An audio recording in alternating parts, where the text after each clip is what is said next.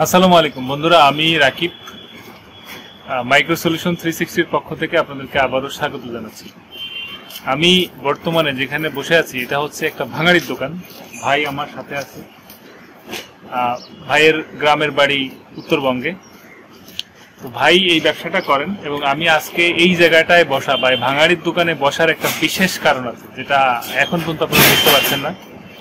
এটার কারণ হচ্ছে রাস্তার পাশে আমাদের যে রাস্তাগুলা আছে, বড় যে হাইওয়ে বা ছোটখাটো রাস্তা আছে, এই রাস্তার সাথে দেখেন আমাদের একটা আছে, আমরা বলি কি যে রাস্তার সাথে যে ম্যানহোল গুলো থাকে, এই ম্যানহোলের উপর একটা ঢাকনা থাকে, লোহার ঢাকনা। তো কিছু অসাধু মানুষ বা অ্যাডিক্টেড মানুষ তারা যেটা করে, এই ঢাকনাটা নিয়ে এসে এই ধরনের ভাঙাড়ির দোকানে বিক্রি করে। তো ভাইয়ের সাথে আমি প্রথমেই কথা বলেছি যে ভাই এই কাজটা তো অন্যায়, এটা কি আপনার এখানে হয় কিনা। তো ভাই আমাকে যেটা বললো, ভাই এই ধরনের কাজের সাথে সম্পৃক্ত এবং ভাই বরাবরই একজন ভালো ব্যবসায়ী। তো আমরা সবাই ওনার ব্যবসার উত্তরোত্তর উন্নতি কামনা করি, যাতে উনি আরো ভালো ব্যবসা করতে পারে।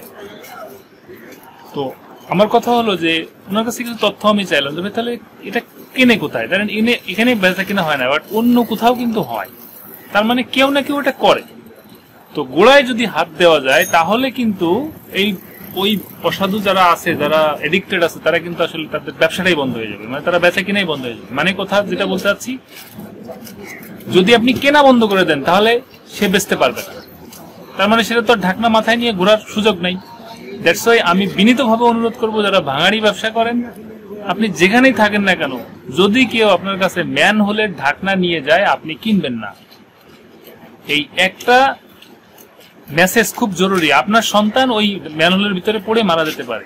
সো আমি বিনীতভাবে অনুরোধ করব যে এটা কিনবেন না, এটা বেচা কেনার সাথে কোনোভাবে সম্পৃক্ত থাকবেন না। এই ছিল হচ্ছে বিষয়। ভালো থাকবেন। এই ভিডিওটা অনেক গুরুত্বপূর্ণ, অন্যান্য সবাইকে দেখার সুযোগ করে দিবেন এবং চ্যানেলটা সাবস্ক্রাইব না করে থাকলে সাবস্ক্রাইব করুন, এবং সাবস্ক্রাইব করলে আপনাদেরকে ধন্যবাদ। ভালো থাকবেন, দেখা হবে আরো নতুন কোনো সলিউশনস টিউটোরিয়াল নিয়ে। আসসালামু আলাইকুম।